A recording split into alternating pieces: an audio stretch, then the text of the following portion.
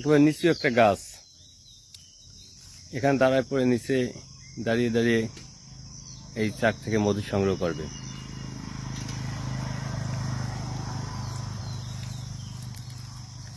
আমাদের মধু ভাই চলে আসছে। মধু ভাই এখানে দাঁড়াইয়া এবার গাছ ওঠা লাগবে না। ভাই আমি কি দাঁড়ায় থাকবো এই জায়গায়? না, সরে যাবো? তাহলে আগে ভাগে সরে যাই ভাই, ঠিক আছে? কামড় খাওয়ার আগে আপনি আস্তে আস্তে কাটেন, আমরা দূরে চলে যাই।